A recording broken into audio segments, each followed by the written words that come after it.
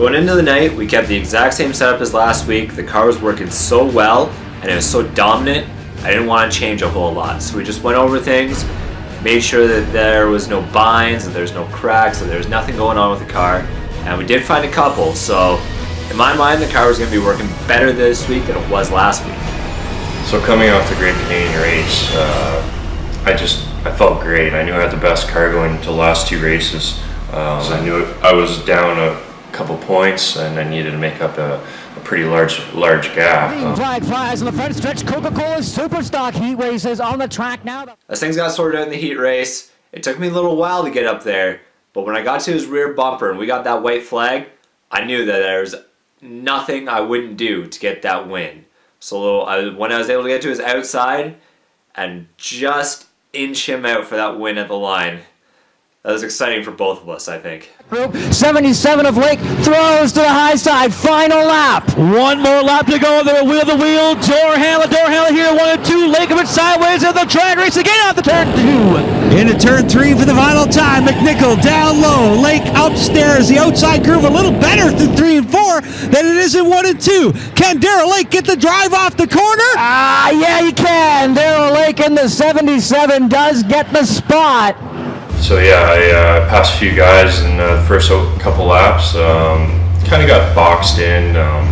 Like I said, really not much you can do about it when there's two guys side by side in front of you. Last thing you really want to do is make it 3 wide, in a heat race at least. So I just kind of held my ground, passed a couple guys, and I think we finished 3rd in the heat race. Now we got the job done in the heat race, it's time to do it again in the feature. Starting in 4th, I knew that we had a pretty good shot. Green flag flies down the front straightaway. We are off and running. Here they come in turn 1 and 2. Jason Corey leads the field in turn 1 and 2 to the side. The 77 next slows down. A big crash in turn 2. Outside the outside wall. I don't really know what happened there. All I know is that I was hard on the brakes, and then I got hit pretty good from behind, and then I got hard on the throttle. Set to get back underway down the front straightaway. They mash the gas, and we are racing with the 5 of Jason Cordingley and the 77 of Darrell Lake. And Lake there smoking heavily. Overcooked it there. The whole field will go on by on the inside.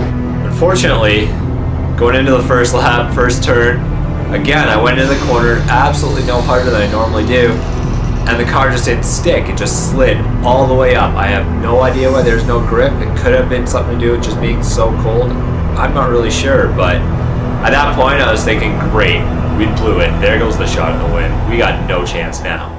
The 21 is Matt Pritico from London, the most recent winner of the Great Canadian Race, the Keystone Light 200. Starting deep in the field, his points rival, the 22 of Jamie Cox from Dorchester, 9-time open wheel modified champion, has a pretty good lead over the 21 of Pritico. So going into the feature race, I knew I had to make up a lot of positions. We were starting 8th in the field. Lots of guys in front of me, lots of fast guys in front of me. Off the start, got a couple of guys, got a little bunched up, but really not much you can do there. Just tried to keep calm out there and pass whoever I can when the time is right. Between them, we got a bit of the lead. As the lead inside, as the door open there, they'll go wheel to wheel. Up the mid downhill, Danilo racing on the outside, Pritico inside. Danilo trying to pinch him down, contact down into turns 3 and 4. Hey, what you got to do what you got to do when you're passing the leader, at least trying to make up points for the championship. So we got around Justin, walked away with it a little bit. I think I had maybe half the track or part of the track lead. Caution came out again. Meanwhile, another zip code, another area code, the 21 car, Matt Pritico is set sail and is pulling away from the field.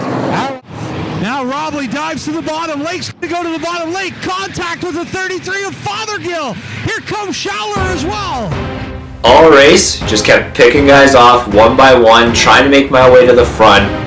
And eventually when we got into 3rd, and there's only a couple laps left, and it was Gemmel and Robley ahead of me, it was like, I guess I got to settle for 3rd. There's no way that I'm fast enough to catch them or get by them. They've proven that they were the 2 faster ones tonight. Gap finally clears Gemmel off turn 4. He'll cut back in front of Gemmel as he take the white. White flag, final lap. Is there a last lap move here between Gemmel? He'll try one more time. The 51 car opens the door. 3 car back inside. They'll drag race on the back straightaway. Oh! the 3 of Gillo, the 51 of Robley. They narrowly hit the back straightaway opening. I'm not really sure, but when they got tangled up, I just kept my foot to the floor and thought, alright, we took the white flag, caution comes out, I win. Plain and simple. That's the way rules are written. Once we take the white flag, checkers comes out once there's a wreck. So I was pretty excited. They just handed me the win as far as I was concerned.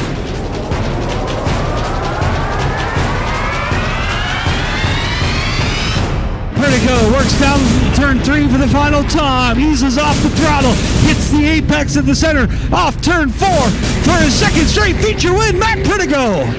So here he is, climbs out of the 21 machine, checkered flag in hand, second straight feature win. We only got a trophy tonight. We don't have a big check tonight. Matt, come on around. You and I were chatting just after the Great Canadian 200, and you said to me, you know what, the month of August we just didn't run well. We took the car to McCall's. We found that we had a bent suspension piece, 2 bent shocks. It looks like you got them fixed. Yeah, we finally have the car that we deserve. It's quick as it's ever been. It's awesome. I can't thank McCall Racing Enterprises enough for all the help they give us and all the crew guys that work each week on the car. And the Global Warranty Town camera is just so fast with all the changes we made. It's a blast to drive. Once we had to get racing for the win and go into a green-white checker with the 7 car on my outside, he was going to make me work for it. He's no slouch, so I was going to do everything in my power to make sure that there's no way he's going to get around me. No way. The front of this pack, 77 Lakes, 7 of Verhoeven out of Kerwood. You got the 78 of Lawrence, the 33 of Grover. Lots of hungry drivers here in this one. None of them have won a race. This year, the green flag flies. 7 car gave me a really good battle. I got a little bit loose on the last lap through 1 and 2, and it gave him a chance to fight back on the outside, and we sure made it exciting, let me say that. Well, here comes Verhoeven. He's going to rally on the back. Verhoeven isn't done. Side Lawrence out of the top spot. 77 inside, 7 to the outside. Wheel over the top spot. Here with a few laps to go. Here we go down the back stretch. The white flag has flown. This is it, folks. This is for the race win. Can Verhoeven take his first ever win? Pedal to the metal. Down the front straightaway. Who's it going to be? Oh, man. It looked like Lake by a hair. I was pretty excited to come home with a win. It was the first feature win all year. It was something that we really needed as a team for our morale boost and to getting the job done after what had happened the previous week when it was pretty much ours to win again. It felt great. It felt so good getting that final checkers that we needed to keep the team motivated for not only the last race, but going into next One of his season. fellow competitors. Here he comes out of the car. The 77, Darrell Hollywood Lake with the checkered flag in hand has returned to victory lane. And I guess that's something you dream about, winning that feature by inches. Well, it's just a redemption from last week after Dickhead took us out there. So thank God we were able to come out with the win that we deserved last week. So